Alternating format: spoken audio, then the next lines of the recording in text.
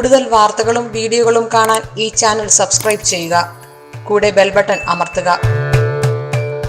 നമസ്കാരം. Asia live ടിവിയുടെ എപ്പിസോഡിലേക്ക് എല്ലാ മാന്യപ്രേക്ഷകർക്കും സ്നേഹം നിറഞ്ഞ ഹൃദയം നിറഞ്ഞ സ്വാഗതം. ഇതാണ് വിഷയം. ജോലിയിൽ കടുത്ത മടിയും ജോലി ഉറക്കാഴികയും മാറാനായിട്ട്. ജോലി ഒരാൾക്ക് വളരെ അത്യന്താപേക്ഷിതമായിട്ട് വേണം. ഒരാൾക്ക് അവിടെ നിന്ന് പെണ്ണ് കിട്ടണമെങ്കിലും, ഒരാൾക്ക് ലോൺ കിട്ടണമെങ്കിലും, ഒരാൾക്ക് 10 രൂപ കടം കിട്ടണമെങ്കിലും എന്ത് വേണം? ജോലി ഉണ്ടെങ്കിലേ കിട്ടത്തുള്ളൂ. ജോലി ഇല്ലാത്ത ഒരാൾക്ക് ആരെങ്കിലും 10 ദിവസം കടം കൊടുക്കൂ? ആരും കൊടുക്കത്തില്ല. അപ്പോഴേ ജോലി നമുക്ക് ഉറയ്ക്കണം. നല്ലൊരു ജോലി നമുക്ക് കിട്ടണം. ജോലിക്ക് പോകാനുള്ള മടി മാറണം. അപ്പം അത് നമ്മൾ ജാതകത്തിൽ, അംശകത്തിലും ഗ്രഹനിലയിലും ഒക്കെ നമുക്ക് ആദിത്യനെ കൊണ്ടാണ് ജോലി പറയാൻ പറ്റുന്നത്. ഓരോ ഗ്രഹങ്ങൾ ഓരോ കാരകത്വം വഹിക്കുന്നുണ്ട്. അപ്പം ആദിത്യനെ നമുക്ക് നോക്കിയിട്ട് ഈ ആളിന് എന്ത് ജോലിക്ക് പോയി കഴിഞ്ഞാൽ മെച്ചം ഉണ്ടാകും എന്ന് ആദ്യം നമ്മൾ ചിന്തിക്കണം. അത് പ്രകാരമുള്ള വിദ്യാഭ്യാസങ്ങൾ ചെയ്യുന്നത് നന്നായിരിക്കും. ഇനിയിപ്പോൾ ആ വിദ്യാഭ്യാസത്തിലോട്ട് കഴിഞ്ഞു പോയി, ഇപ്പം എന്തൊക്കെയോ പഠിച്ചതൊന്നുമല്ല ജോലിയൊന്നും ചെയ്യുന്നത്, പിന്നെ എന്തൊക്കെയോ തട്ടിയും മുട്ടിയും പോകുന്നുണ്ട്. പക്ഷെ അതിന് ജോലിക്ക് അങ്ങോട്ട് പോകാൻ പറ്റുന്നില്ല. വിവാഹം കഴിഞ്ഞവർക്കാരും നിത്യ ചെലവിന് പോലും ബുദ്ധിമുട്ടുന്ന അവസരങ്ങളൊക്കെ വരിക.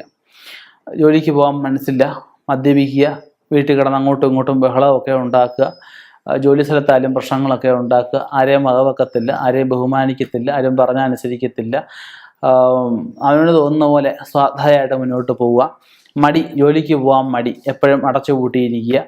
ഇങ്ങനെയുള്ള കാര്യങ്ങൾ വരുമ്പോൾ നമുക്ക് പ്രശ്നത്തിലൂടെ ദോഷമൊന്നുമില്ല.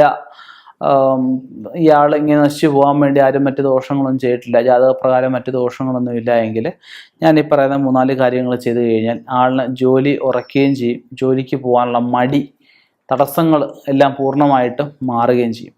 ആദ്യം ചെയ്യേണ്ടത് 21 ഞായറാഴ്ച വ്രതം അനുഷ്ഠിക്കുക. ഞായറാഴ്ച വ്രതം അനുഷ്ഠിച്ച് അടുത്തുള്ള കൃഷ്ണസ്വാമി അമ്പലത്തിൽ പോയിട്ട് ഒരു കൈ നിറച്ച് തുളസിപ്പൂ അവിടെ സമർപ്പിച്ച് ഭഗവാന് ഒരു 11 പ്രദക്ഷിണം അല്ലെങ്കിൽ 7 പ്രദക്ഷിണം വെച്ച് പാൽപ്പായസം വഴിപാടും രാജഗോപാല മന്ത്രാർച്ചന വഴിപാടും ചെയ്യാം. രണ്ടാമത്തെ കാര്യം, ഒരു 3 മാസം അവൻ്റെ നാളിന് വീട്ടിൽ ഭാഗവതം വായന നമുക്ക് നടത്താം. പിന്നെ ചെയ്യാൻ പറ്റുന്നൊരു കാര്യം എന്താണെന്ന് വെച്ച് കഴിഞ്ഞാൽ, നമുക്ക് ഗണപതി ഹോമത്തിനകത്ത്, അതായത് ഒരു 7 ചതുർത്ഥിക്ക് അല്ലെങ്കിൽ 9 ചതുർത്ഥിക്ക് ഗണപതി ഹോമത്തിനകത്ത് നമുക്ക് ആളിന് ജോലിക്ക് പോകാനായിട്ട് നമുക്ക് 4 കളഞ്ഞ തെറ്റിപ്പൂവ്, ഒരു 36, 56, 108 ഒക്കെ ആവാം. നമുക്ക് അത് നെയ്ക്കകത്ത്, ശുദ്ധമായിട്ടുള്ള നെയ്ക്കകത്ത് മുക്കിയിട്ട് രാജഗോപാല മന്ത്രം കൊണ്ട് ഹോമിക്കാം, അശ്വാരൂഢ മന്ത്രം കൊണ്ട് ഹോമിക്കാം, പിന്നെ പഞ്ചസാര അശ്വാരൂഢ മന്ത്രം കൊണ്ട് നമുക്ക് 36 സംഖ്യയൊക്കെ ഹോമിക്കാം, ലക്ഷ്മി വിനായക മന്ത്രം കൊണ്ട് ത്രിമധുരം ഹോമിക്കാം.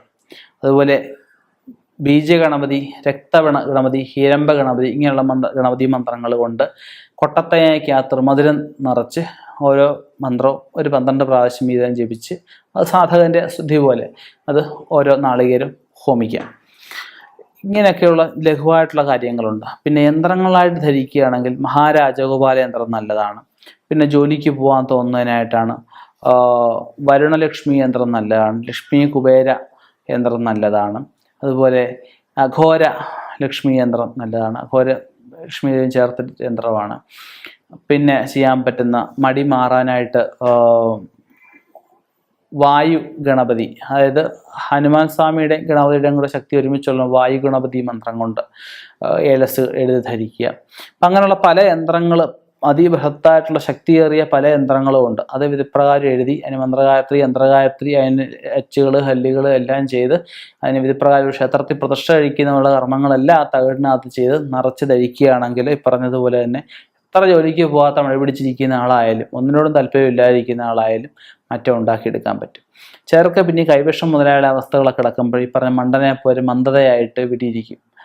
ചിലർക്ക് ബാധാവിഷയങ്ങളൊക്കെ ഉണ്ടാകും. അതൊക്കെ നമുക്ക് ജോലിക്ക് പോകാനുള്ള കാരണം വിശദമായിട്ട് ചിന്തിക്കണം. ചിന്തിച്ച ശേഷം ഞാൻ ഈ പറഞ്ഞ കാര്യങ്ങൾ ചെയ്തു കഴിഞ്ഞാൽ തീർച്ചയായിട്ടും ആളിനെ ജോലിക്ക് പോകാൻ മടി മാറുകയും ജോലിയിൽ ഒരു സ്ഥിരത ഉണ്ടാകുകയും ഒരു സ്ഥിര വരുമാനം ഉണ്ടാകുകയും ആൾ ഓട്ടോമാറ്റിക്കായിട്ട് തന്നെ രാവിലെ എണീറ്റ് ജോലിക്ക് പോകും. അല്ലെങ്കിൽ എപ്പോഴാണ് നൈറ്റ് ഡ്യൂട്ടി, ഡേ ഡ്യൂട്ടി എപ്പോഴാണെന്ന് വെച്ചാൽ അവൻ്റെ സമയത്തിനനുസരിച്ച് ആൾ പോയി കഷ്ടപ്പെടുകയും കുടുംബത്തെ നോക്കുകയും ഉത്തരവാദിത്വ ബോധം ഉണ്ടാവുകയും ചെയ്യും. ഇനിയും ഇതുപോലുള്ള വ്യത്യസ്തമായ വിഷയങ്ങളുമായിട്ട് കണ്ടുമുട്ടാം. നിർത്തുന്നു. നന്ദി, നമസ്കാരം.